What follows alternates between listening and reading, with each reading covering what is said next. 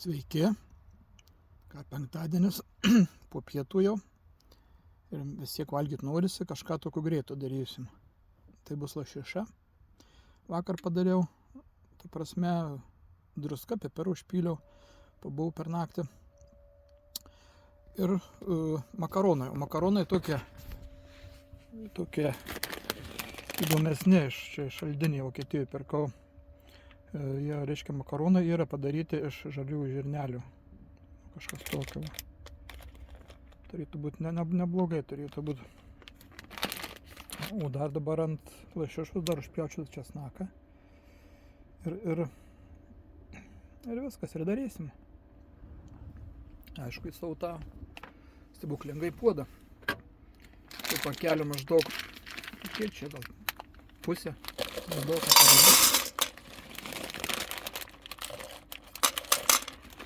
Daug pusė makaronų pakelių.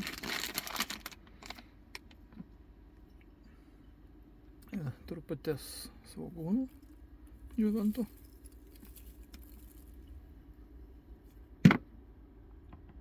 Vandens 110 gramų.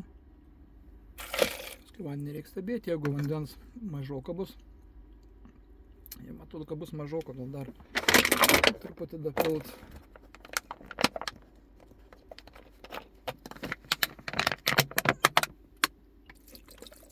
Dar panašiai 100 gramų vandens. Ir lašišą uždėsim ant viršaus. Galim biškį pamaišyti.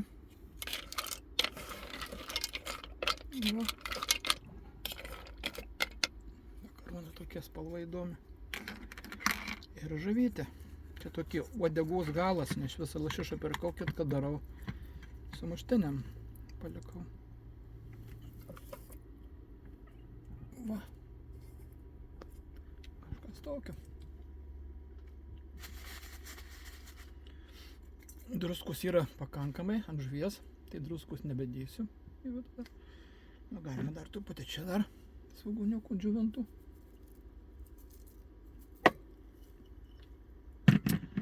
Ką ir jungiam valandžiukį su viršum.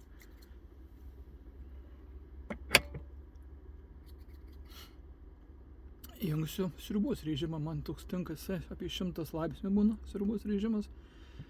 Ir pusantros valandos kažkur, matai, kol iškaista valanda maždaug, paskui darbo lieka. Nu tai kol kas tiek.